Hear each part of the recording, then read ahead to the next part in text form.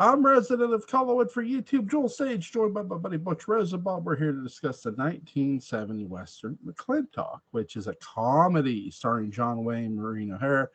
Patrick Wayne, one of John Wayne's sons, is in this movie. By the way, Patrick Wayne also plays Pat Garrett in the first Young Guns movie. Really good. I wish they would have got him back to come back for Young Guns too, but they did not. Which that sucked. Not the movie, the fact that they didn't get him to come back. I wonder why they didn't. I don't know either. I think he would have played the role beautifully. I think he played the role great in the first one. I was looking this up. This is 4 years before Blazing Saddles. So wait a minute. Wait a minute. This is 63. This came out in 60. Okay, so this is 60. Sorry. This is well before Blazing. My bad. So this is a long time before Blazing Saddles. I think this is exactly why Mel Brooks initially wanted John Wayne, is because he probably saw McLinTock and said, "Hey, John Wayne can be funny." I don't Do you know why John Wayne turned Blazing Saddles down? See, if that's about 76, 77? That was 74 for Blazing Saddles. Well, he might have been starting to have his cancer come back, because I know it was around that time. And by then he wasn't a young chicken anymore, and he may have just not felt like it. I mean, not everybody can be William Shatner at 90, and I'm looking at William Shatner going, God, I wish I had his energy. So when did you first see McLinTock?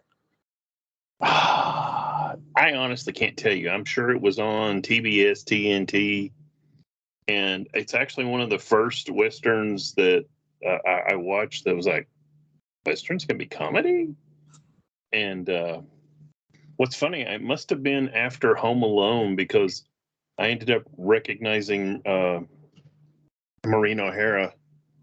Not Home Alone. Uncle Buck. Yeah. From that, and God, who is that old woman? I kept thinking I know her from somewhere. So we'll say 80s, late 80s, early 90s, somewhere in that area. You? Oh God, when I was a kid, I saw this right after I saw Blazing Saddles. Actually, not the next day, but the next Blazing Saddles was on like 1 week, and McLinTock was on the next week, going over to my grandfather's house. And so my grandfather told me McLinTock was a comedy. So when you said McLinTock being a comedy, I'm like, yeah, I've seen this. John Wayne is hilarious in this movie. He is just fun to watch. I love the scene where he's like, I haven't lost my temper in 4 years. And he's like, I won't hit you. I won't hit you. The hell I won't. And he punches. I got hope. Yes. Hey, if they call, you don't want to answer the phone, just don't answer the phone. Okay. Because I'm not gonna stay up all night waiting to see if someone's gonna call. So everyone's gonna call with her. I'm not going on. I'm gonna call. So, but I did turn the ringer down, so it didn't. Okay. Thank you. Your video. Thank you. But if you don't want to answer, don't answer them. Okay. You can get over it. Good. Sorry. Sorry. Guest appearance by the Thing. Cousin It. Coming in the hand.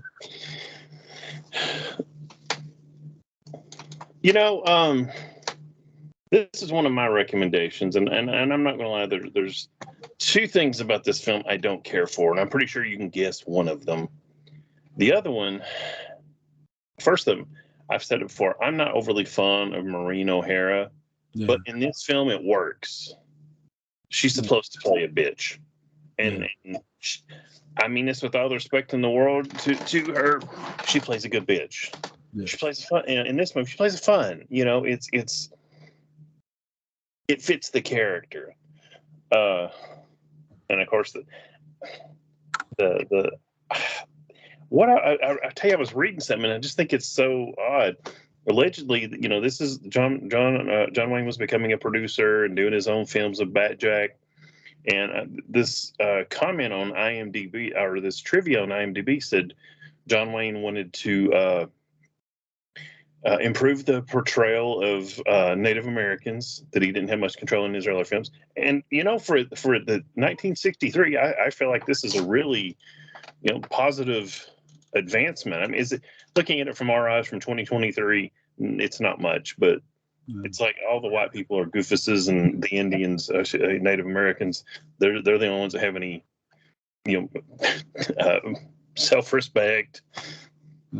But also, he wanted to talk about spousal abuse and how it wasn't okay to abuse your wife or your husband. I'm like, you in the movie, of course, you let your son, your real life son, spank your movie daughter with one of those things from a fireplace, and then you spank your movie wife, and it's just like, I get it. It's a comedy. I mean, I'm not, going to harp on this or something, but it always just kind of cringes me, Here's the thing too. Like I can almost see the Three Stooges doing the same Western. Yeah. Like the same way. It's very slapstick. It's very funny. Now, I will say, I'm going to guess one of the other things you don't like in this movie, and that's how many times they say McLinTock's name. Now, that would be Jill, and she didn't watch this. I feel like the fact that they do get around that, how many times they call him GW, or when Catherine O'Hara's really pissed him, George Washington. I don't know if you know this, Butch is not my legal first name. My legal first name is Larry. So when my dad was away and, I got in trouble, I didn't have to wait for Butch, whatever. I heard Larry, and if Dad was gone, I'm like, God, I'm in trouble. So it never got to my middle name. So them going, George, is like, oh, God. But this actually, even with any little squirminess or whatever you want to call it, this is a pretty funny film for the most part. I was going to save this for later, but I'm going to go ahead and hit it before I forget it. Pun intended. I could totally see Arnold Schwarzenegger remaking this film. Yeah. And I kind of hope he doesn't, because what's the point? But every time I watch it, I'm like, yeah. I could just, there's themes I could see. Ladies, I will get you up the stairs as sure as my name is George Washington McLinTock. And if you really want to go out, Linda Hamilton is his wife. No, they should not remake this movie. It's just funny the way it is. I don't mind a lot of the physicality in the movie. I do think that some people might watch that and cringe. I'm not going to, because it's literally, when I watched this movie, my grandfather was the type to show me, my brother. He was showing us Three Stooges. So, like, when I saw this, I just viewed it as the same thing. And a lot of the comedy in this movie is just pure physical. Oh, and yeah. it's meant to be. I mean, it's when you're going to have comedy in a Western, unless you're Mel Brooks, you're gonna have physical comedy. Yeah, there's going to be line comedy and dialogue comedy, but you have to have the physical comedy to go with it. You have to be smart enough at how you pull it off. And John Wayne was really smart. If you want proof that John Wayne could be funny, this is your movie. Oh, yeah. I mean, he's hilarious in this movie, and there's times he is serious in this movie. He uses the line "pilgrim" in this movie, and it instantly shot me back to Liberty Ballads. How many movies did John Wayne use the term pilgrim in? I would say a good bit. I'm not sure though. 2. That's it. Two. Yeah, and I know the 2s. And we just mentioned both of them. Yep. But yeah, I used to see it all the time. That scene with I think his name's Leo Gordon, the big guy. He's going to hang the Indian because he thinks his daughter's been kidnapped, and you started a lot of problem here, Pilgrim, and he's poking him with that shotgun. But I won't do it. Man, that to me that was just like one of the great John Wayne scenes of all time. The hell I won't. I forget what it was when I was watching. I was watching some sort of comedy where the police come to this guy's house and they say, "Hey, your daughter's been kidnapped." And he looks at his watch and goes, "Oh, those guys finally did it. Oh, good. Wait, what?" It's a comedy about a guy who this stepdad. He wasn't her. The guy wasn't her real father or something. It was her stepdad. And this girl kept driving him up the wall about how he wasn't, and he's just like, he's trying to be polite to her.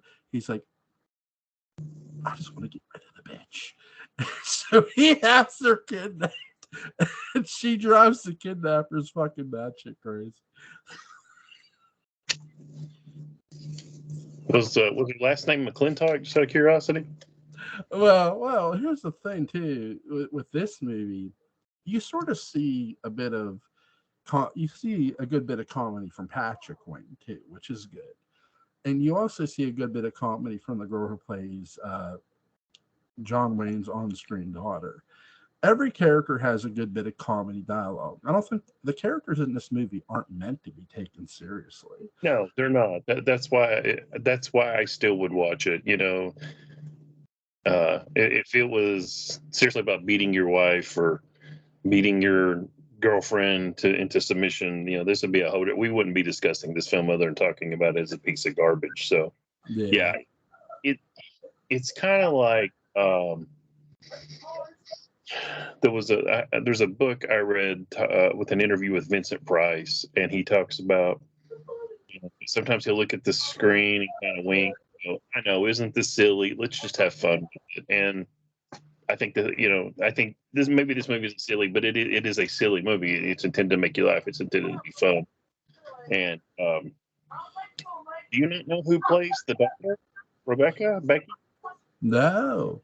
Stephanie Powers, later to be known better for Heart to Heart. Oh.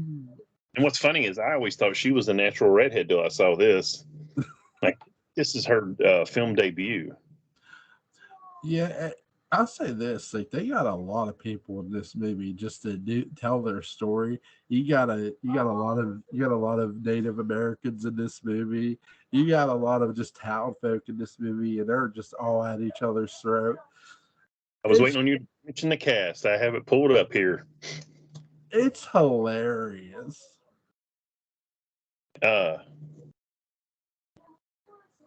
want to mention two in particular because one of them I think does an amazing job, but one I think shows himself for. I'll go with the bad one first. I don't like Jerry Van Dyke and his character, Junior, whatever, Duncan Junior or whatever. Sorry, I took my glasses off because too much glare. It's kind of like my dad talks about the guy that played Festus that we talked about in The Searchers. Sorry, his name's escaping me. It's like, did he always play a hayseed? And I feel like Jerry Van Dyke did until probably got Coach. Yeah. But you're not supposed to like the character, so it fits. And I just keep thinking, I wonder what his brother could have done with this. Yeah. But one I do like is Yvonne Carlo, who I don't feel like gets enough recognition. I mean, sure, for the most part, she's supposed to be just friendly, nice, and pretty, and kind of a side trapping. But to me, she does more than just that. And I especially with this DVD, the what do they call it? Authentic Collector's Edition, Special Edition. The transfer is really good, and I never realized, of course, the Munsters was in black and white, but Yvonne Carlo has like really incredibly blue eyes, and there's a couple of scenes I kept thinking, man, she could pass for Linda Carter's older sister. And this, they're like you said, there's a great cast here. Agarn, let's see, what's his name? The Indian agent, Strother Martin. Couldn't think of his name. The guy with the glasses. Oh, Mercy. So, he's doing silly, almost Three Stooges role, and in 6 years he'll be in The Wild Bunch as a latently homosexual bounty hunter. So it's just like, all kidding aside, he's another actor that I don't feel like gets a whole lot of, of course, being 5 foot tall and having that voice, I guess you can't play too many straight serious roles. If they would have remade this, the person who could have pulled off the remake is unfortunately passed away, and to me that's Jason Robards, who's just hilarious when he's on, because he plays characters who are just funny. He's not a comedian, but he knows how to be funny in front of the camera, but he knows how to be seriously funny. Look at Cheyenne. Cheyenne is, Once Upon a Time in the West is at times, he's a dangerous character, but at times he's seriously funny when he's talking to Jill, who's accusing him of murdering their family, and he's like, she slams the coffee pot down. That's when he goes, you made coffee, and later on he's just like, when he leaves, he goes, Jill, you remind me of my mother. Whoever my father was for an hour a month, he must have been a happy man. She was the biggest whore in Alameda and the finest woman that ever lived. And I just start rolling because it's just hilarious. It's like he's giving her the biggest compliment and then backhanded insult. And then around and yeah, it's just like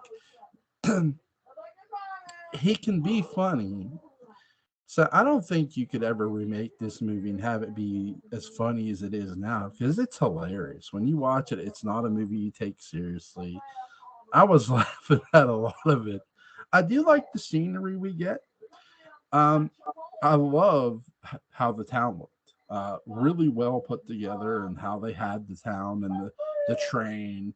And I love how the Native American, everybody moves through the land. The camera work was spotless in this movie, considering all the choreography that they did in this movie. They did a shitload of choreography with the fight sequences tumbling down into the water, the fighting before that on top of the hill. Really, really great choreography and just great stunt work by everybody involved. Glad you mentioned that, because one of my points on my note over here, the scene towards the end when Maureen O'Hara is on the ladder and she falls into the water trough. Yeah, she actually did that. I believe it. They didn't want her to, but so like she worked with the stuntman, and I think it's either in one of the featurettes. Yeah, I think it's in one of the featurettes. She talks about it. Like the stuntman would pass her. Okay, well, when this happens, what do you do? When this happens, kind of just spot checking her over and over and over, and that she did it, and that impressed me, especially back then. Now she didn't do the through the window, and if you look real quick, you can tell, at least in my opinion, it's a stunt man wearing her outfit in a red wig. Yeah, it is. I'll say this about Maureen O'Hara, and really, I think they were trying to find this in westerns for a long time. Secretly, I think Western storytellers, Hollywood in general, wanted to sort of find a female Hollywood star who could be an action star. Because you see a lot of westerns with women who have predominant roles, that have important roles, or they have action sequences in them. You see women in westerns with action roles. Now, I'm not just talking Raquel Welch. She's obvious, but I'm talking. Look at Claudia Carnell. Before she did Once Upon a Time in the West, she did The Professionals. Though her character, it doesn't have, where she where she blows someone's head off, she has scenes that suggest to you that this woman is a fighter, and you have Chiquita, who is a fighter in that same movie. I think the reason they didn't pull, I don't know why they didn't pull the trigger, but I have an educated guess. I think they didn't feel confident in who they had, all the people they had. And here's the thing: I think Maureen O'Hara could have been a gunfighter in a movie. I think, look, you have to tell the right story. The one rule I always have is this, and I use the Solomon Kane movie as a premise. Okay, Solomon Kane gets crucified in that movie. He pulls himself off the cross. Well, if you're going to do that to a man, make sure you do that to a woman too. Like if you were to make a female Solomon Kane, do the same thing, or do something as controversial, but not over the line. And I think that's a lot of the audience's problem. They don't see that happen with a woman lead because, well, it's inappropriate. Well, no, it's not. You want to see the woman character go through a struggle before she overcomes the odds. Same thing with the male character. Harmonica in Once Upon a Time in the West is constantly overcoming odds. Or, whether you see a John Wayne character. Look at the Sons of K the Elder. Him and his brothers have to overcome a lot of corruption and just odds to win the day. And even one of his brothers is, his brother's murdered and shit. And it's just like in this movie. Now, back to this movie. So sorry, I went off on a tangent there. Back to this movie. You see a lot of great comedy in it.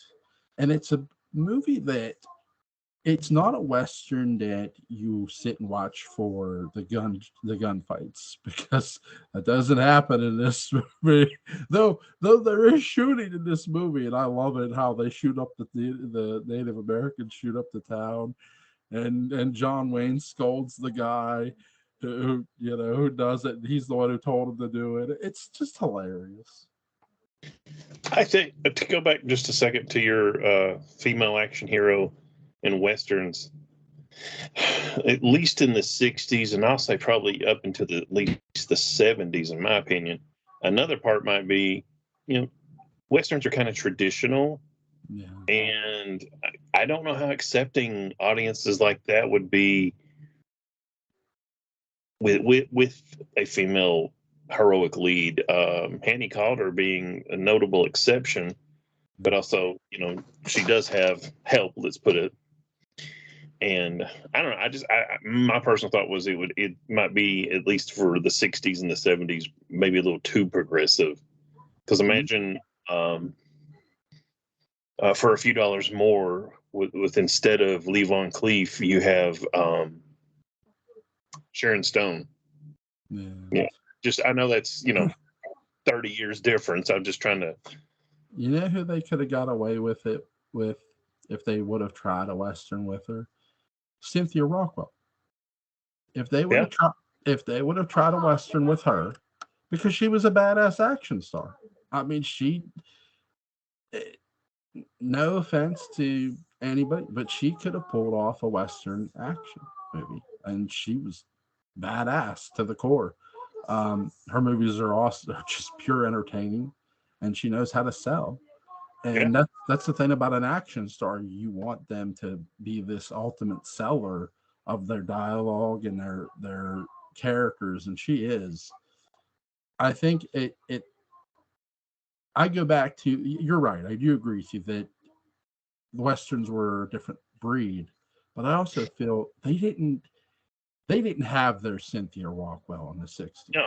And in the 70s. They didn't quite have that woman who they felt, to sort of borrow a line from another Western, grit, if you will. Yeah. And that being said, I don't think that would have made a bad movie. I just feel you have to tell a certain. If you would have told a story about a woman who loses her entire family, sort of like the Lone Ranger, where the Lone Ranger is the sole survivor of an attack, or let's say this woman was a sole survivor of an attack. You could tell that story. You just have to tell it the right way. You know, you're talking, and I was thinking, man, I hope there's some alternate universe where westerns didn't die as much as they did in the '70s, and somewhere in the late '80s, Cannon came along. Cannon Group, if you remember them, they did all those Chuck Norris films, and they got Cynthia Rothrock to make a western. And I just going, man, I like the thought of that. Somewhere out there, there's a 1984 Cannon western starring Cynthia Rothrock. Yeah. That's not to say there aren't other actresses out there that could do it. Right. But I totally agree with you. I mean, at least then, I remember watching her films, going, I can't believe that there's a woman hero lead. I mean, this is her film. That was still pretty unheard of in the '80s. So, and we start in the '90s. We started getting it though. And really, it opened up a doorway to a lot of other women being able to go into action. Linda Hamilton did Savage Streets, which is a hell of a movie. Sharon Stone is going to do, a Western. Yeah. I think that's the thing. Like, you need a trailblazer. Cynthia Rothrock was a trailblazer for a lot of women. I'm not taking anything away from Raquel Welch. Oh yeah. No, Raquel Welch had good male leads too, though. Jim Brown was better than a lot of people give him credit for in those movies. And I'm turning to hear you say Sir Christopher Lee.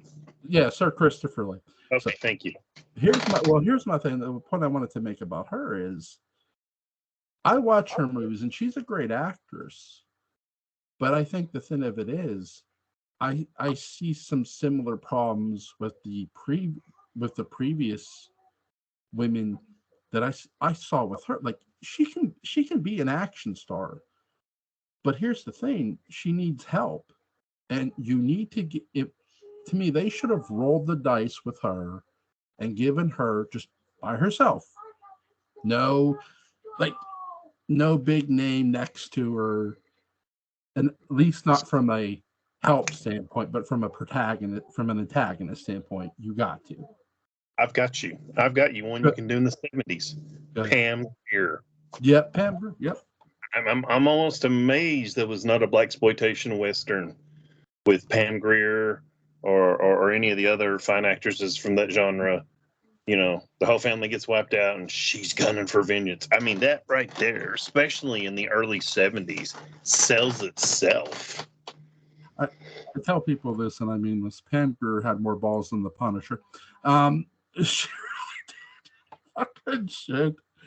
To go back to your Raquel Welch, I think part of the problem, and this isn't her fault, but Margaret falls in the same category. I mean, two utterly beautiful women with, let's be honest, amazing features, if you catch my drift. Yeah. And they were known more for their beauty and their appearance than their acting. And both of them are fine actresses. I mean, they can do it's not that they can't. It's just, at least '70s, even into the '80s, that's what they were known for, their looks. That's the thing. Like, when you see, who was it, Jodie Foster, when she did The Brave One, she sold her ass off. Hell of a performance, and it's believable. And yeah, she's a beautiful woman, but you believe this woman went after it's basically a retelling of Death Wish. But it's a woman, it's a female. Mm-hmm. And she starts killing muggers and stuff. But she's a radio talk show host. She's not this, construction. She doesn't deal in buildings. She's not a doctor like in the remake with who is it? Oh my God, I'm gonna kick myself. Bruce Willis. But it's really interesting how Hollywood, there's decisions Hollywood did not make with Pam Grier that they should have. They should have put her in a Western.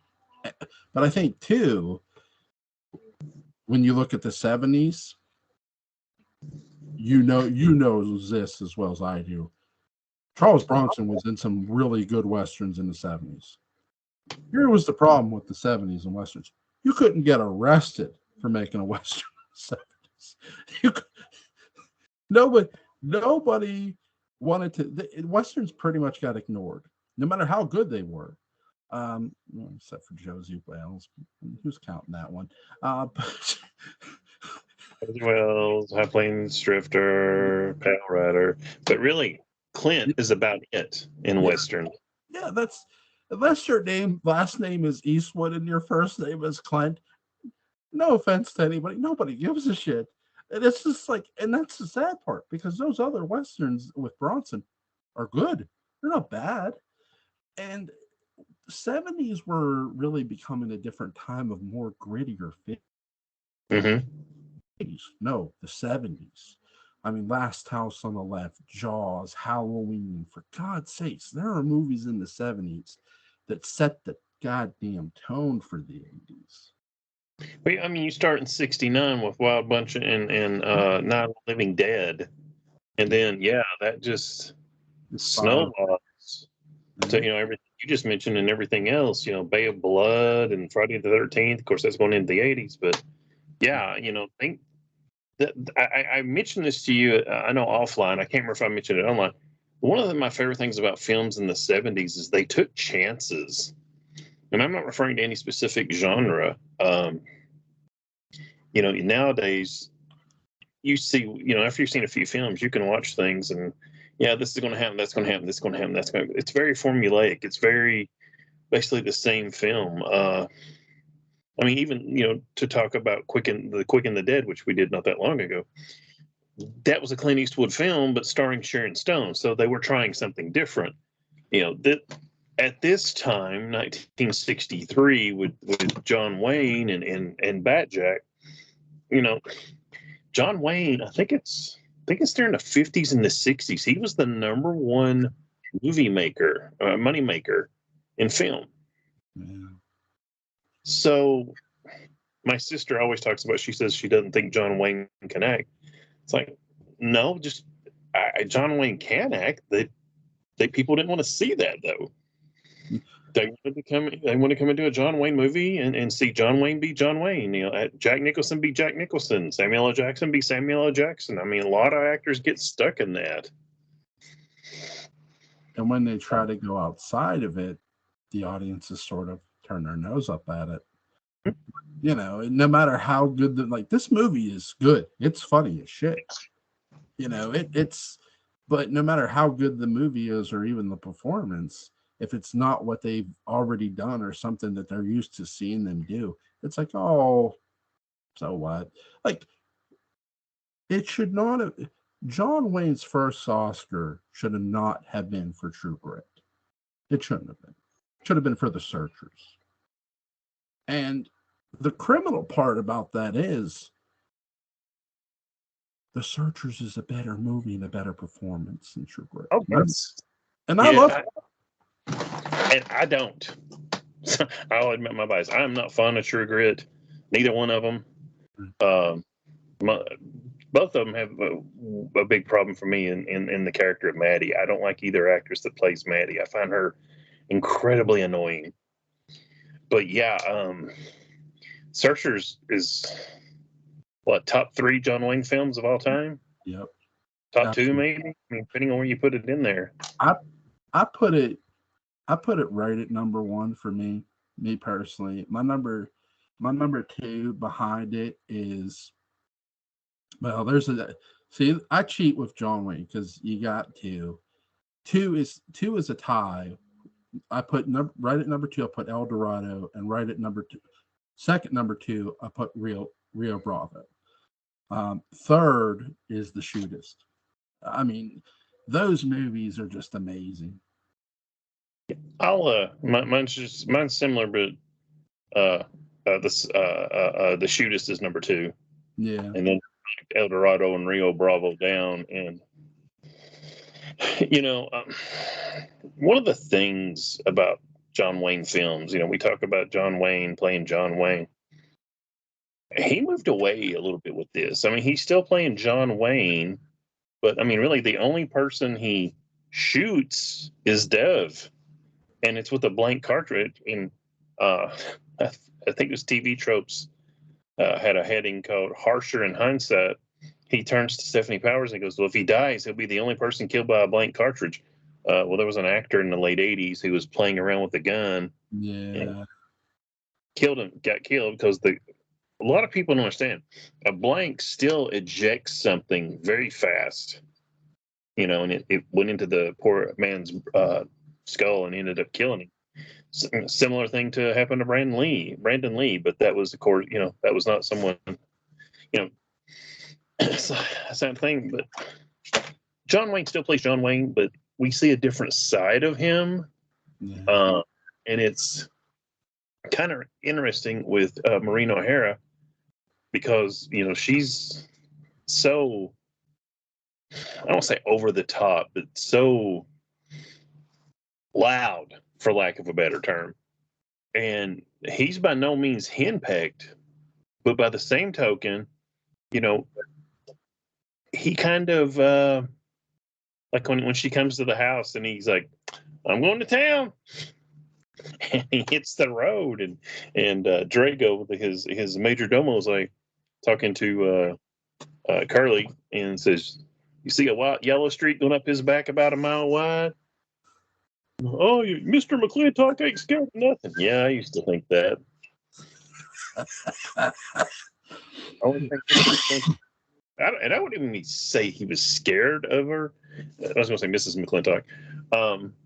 But I think, and they keep asking, "Well, how long are you going to put up with it? How long are you going to put up?" As odd as it may sound, he's trying to be respectful. He does not want to, argue. He doesn't want to fight. Yeah. And I mean, her first scene with him, man, as he says it, first kick of the spur, let's get to the rat killing. And there's so many great little sayings in this film. I've used "let's get to the rat killing" a few times myself, not with my wife, but at work. And "let's get to the rat killing," and every time I do, everybody kind of turns. It's one of those things, even if you've never heard it before, you know exactly what it means. Let's get to the distasteful thing we have to do. Absolutely. Like me, I have to do the dishes. It's distasteful. Anyway. With this movie, it's just a joy to watch. It's great scenery, great action. What's your favorite scene, Butch? Somebody are too. I'm not going to. The hell I ain't.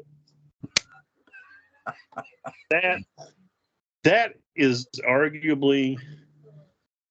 I mean, I have never sat down and thought about that. Is arguably, and that's in my top 5 all-time John Wayne favorite scenes.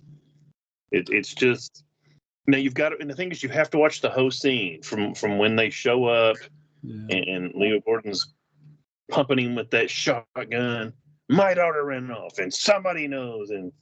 And speaking of great lines, great sayings, Maureen O'Hara turns to the shopkeeper and goes, "Why is he letting that chi chalker?" I don't know what a chi chalker is, but it's not a compliment. No, it's not. It's like, "Well, that chi chalker's got a sawed-off shotgun pointed at his stomach." So I mean, you have to see the whole scene for it to really. Can you watch that little bit? Yes, but you get so much more out of it. Yourself? Yeah, and he's like poking him in the belly with it, backing him up.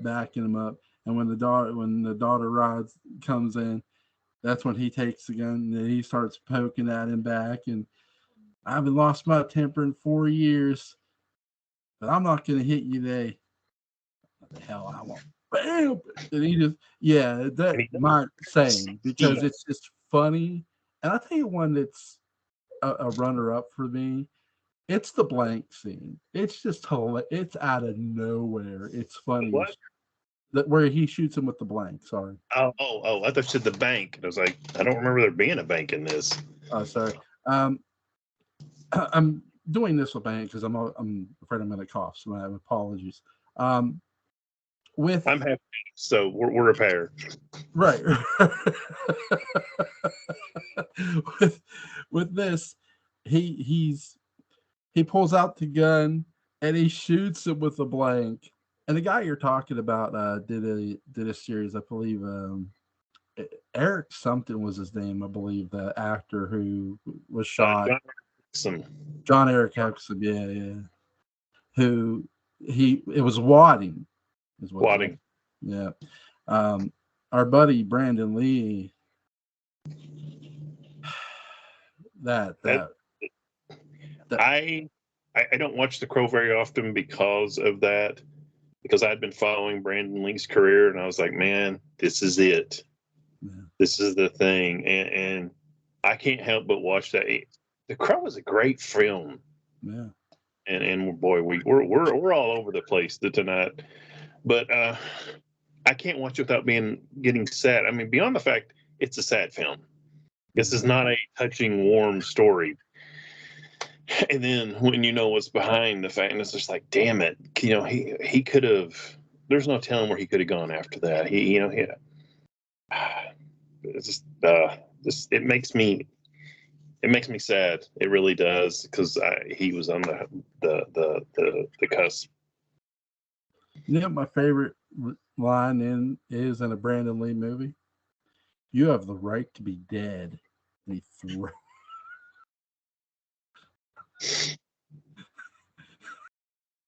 It's one of the best lines in his movie. Hit with him and Dolph Lundgren. That talking about the remake we don't want done, but starring Arnold Schwarzenegger and Linda Hamilton. I was just getting ready to say Dolph Lundgren as the guy who gets into the fight with Arnold at the mud.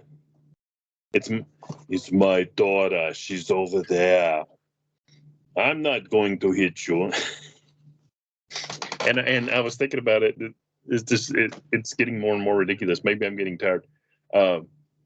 This would have to be done like 20 years ago. Bruce Campbell as Dev. Yeah. You know who they could do this with, the remake with? Tom Selleck. They could, but I don't know. There's a commercial we see down here all the time where he's talking about reverse mortgages, and he's walking down this little path.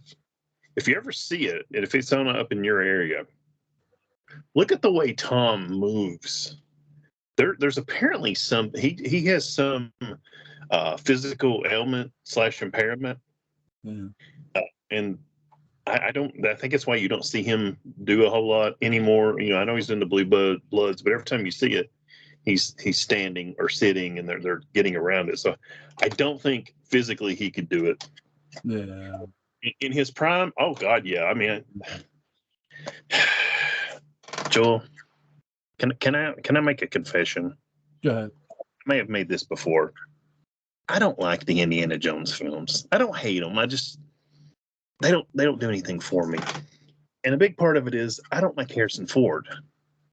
And I'm sure somebody watching this is going, "Oh, you're not really a geek or a nerd or a sci-fi fan." Okay, whatever. But originally, it was supposed to be Tom Selleck.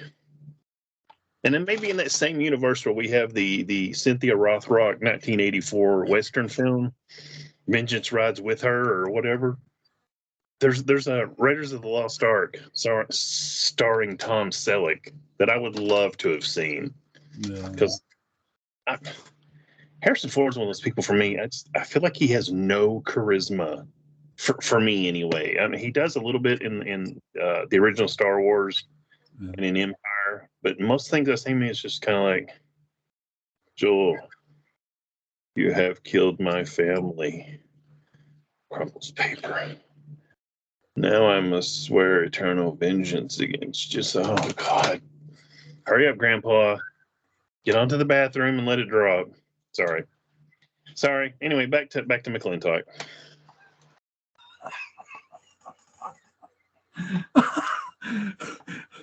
So make sure you send all your Indiana Jones compliments to Butch Rosenbalm on Facebook. Anyway, no. With this movie, it's just really fun to watch, and I'm glad you picked it because it's just a fun one. I actually watched it. I watched the producer's cut on Paramount Plus. Is where I watched mine. I don't own the DVD, So I think it's the same cut that's on this DVD. It was, according to IMDb, to help get the money from United Artists to film the Alamo. Bat Jack's filmography was used as collateral. And when this movie did well, they were able to get the film back. But there was a problem with the copyright.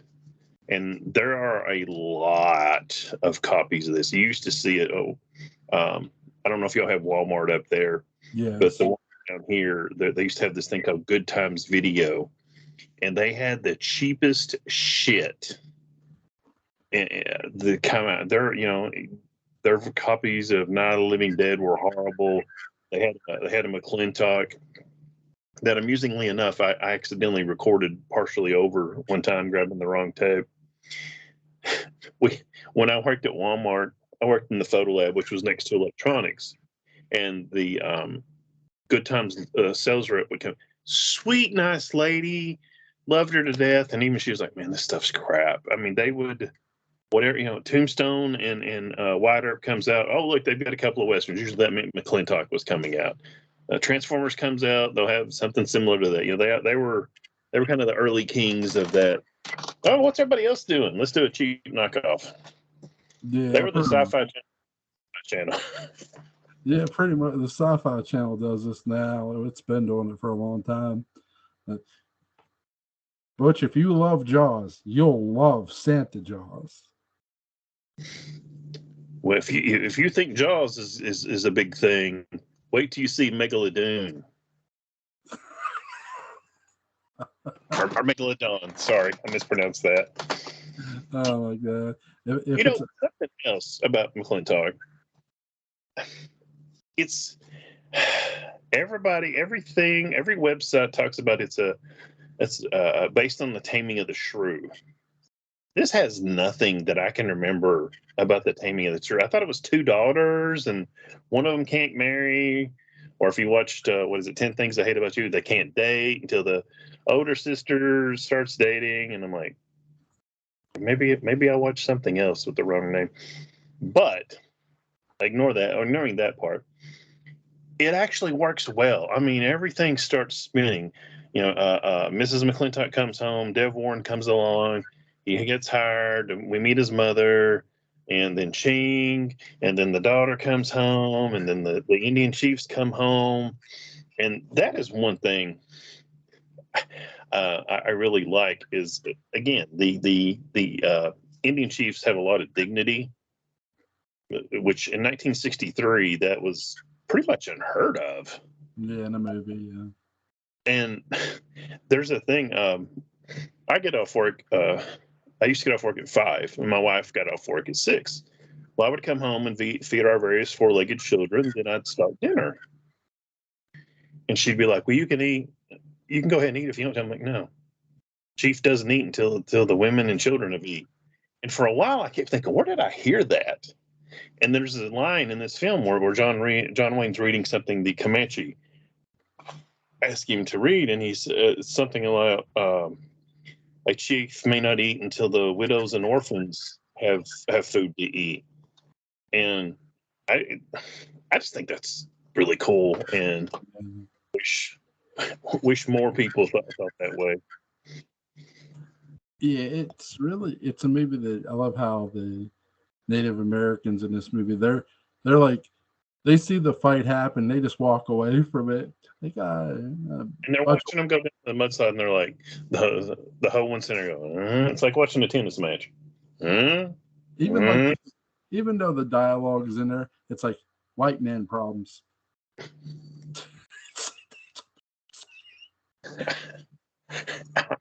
I obligatory Deadlands reference here. One of my in the horror Western role playing game, one of my characters was based on Chow Yun Fat, and they called him Tequila from Hard Boiled. And one of his favorite sayings was "Damn crazy Kwai Lo," and which means outsider. So yeah, I every time I see that scene, I'm like, that's the same thing that those Native Americans going, "Damn crazy white people," whatever. You know what movie they should have did with John Wayne? They should have had John Wayne in a horror comedy with who is it? Vincent Price, where he's working for Vincent Price. He's Vincent Price's waiter or servant in this lavish horror hotel, and Vincent Price goes, My servant starts at 8 o'clock. So it's 7:50. They see this guy with his feet up, and it's John Wayne. Hey, are you gonna work? Well, you heard the man. I don't start till 8 o'clock. What's that in your hand? It's my bottle of whiskey. I start this whenever I damn well please, son. And literally, you could have had this like comedy gold where they're asking John Wayne's character, well, why do you work for the guy? He pays me in cash and he pays me well. Do you see my suit here? Do you see how fill this? Make him be a former movie idol who's fallen on hard times, and that's why he's working for Vincent Price. He goes, do you question what he does? Do I look that stupid? No. If you want to do, you know what? You go up and ask him. I cook, I clean, I pick up, I do the dry cleaning. Once 11 o'clock rolls around, it's bedtime. It's time to clock out. By the way, if you need anything after 11 o'clock, you can all go straight to hell. Literally. I would have loved to see that, but that's me. Oh my God. I'm crazy. But this is a great movie. I have nothing else to add. Butch, do you? I do. Yes. Unfortunately, it requires glasses because I'm checking my notes.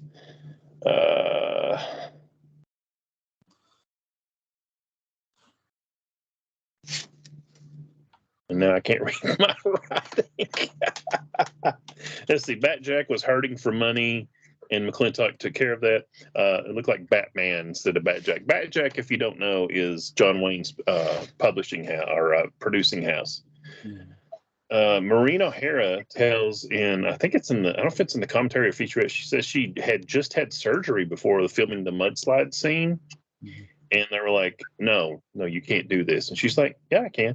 And they ended up putting like waders that fishermen wear on her, and then putting her outfit on. So it held her very firm, and she was okay to come down there, slide down there.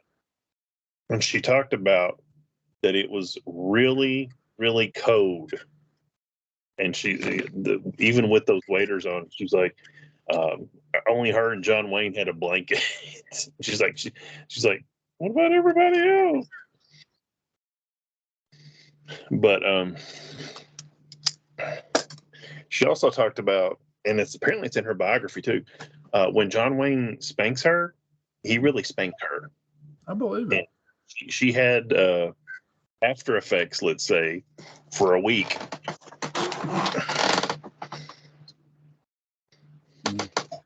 Well, one of the fact that this movie is this funny is really good.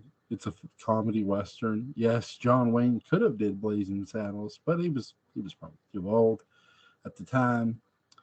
This was a great recommendation, Butch. Well, thank you. I was just looking over here at I don't think you can tell over here on my DVD collection. I went through after we started doing this, pulling out all my westerns, and I was like, okay, and let's. Oh no, we're not gonna do that one just yet. And I just happened to look down. All right, let's go ahead and do McLinTock. Great movie. So next week I have a great western suggestion, and it is Cahill U.S. Marshal on DVD. Cahill U.S. Marshal. Another John Wayne movie. I own a DVD. I own a Blu-ray. By the way, I got the Blu-ray for $3 at Dollar General. That's a crime. That's a crime. I went to the counter. I put the DVD down. I had this sour look on my face. I'm shaking my head. Lady's like, "Are you upset at your purchase?" I'm like, no. Do you see that price? That's a crime. That's a good movie there.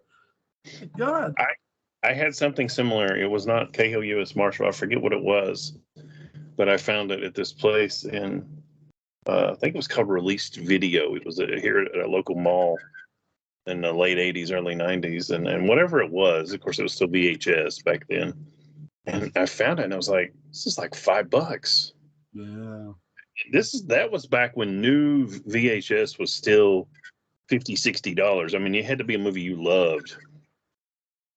And I took it up and I made the mistake of saying something about the price. Turned out that wasn't the price, it was mislabeled. Kind of tripped myself up there. They had a movie at Walmart. They had the movie. What was it? Oh my god! I'm trying to think what it was now. Oh, they had the Dollar Trilogy up at Walmart. All three of them, $5. That's where I got my Dollar Trilogy. Is at Walmart for $5. I picked it up easily, no problem, you know. And guys like, have you ever seen these movies? I'm like, yes, I have. Have you? He goes, no. What's all the hype about? I'm like, get your ass from behind the counter when you leave work. Go buy one, and you'll see what all the hype is about. By the way, the second movie is the greatest. Have fun. So, Glad you said that. Excuse me. On Netflix, there is a documentary about the restoring of the where the climax is for a few dollars more, with Lee Von Cleef and Clint Eastwood, with all the stones in that courtyard. And of course, I've forgotten the title, but it's on Netflix. Just probably search for a few dollars more or Lee Von Cleef. I'm sure it'll pop up. I've got about halfway through it. It's pretty interesting. So if you do like for a few dollars more, you should check that out. Yeah, Lee Von Cleef, hell of an actor, underrated. But yeah, first of all, thank you, my friend, as always, for coming on here and talking Westerns with me. I can't wait to do Cahill U.S. Marshal next weekend. And for Butch Rosenbalm, I'm Joel Sains. Enjoy the rest of your weekend, buddy. Joel, thank you very much. Always a pleasure, bud. Have a good night, man. You too.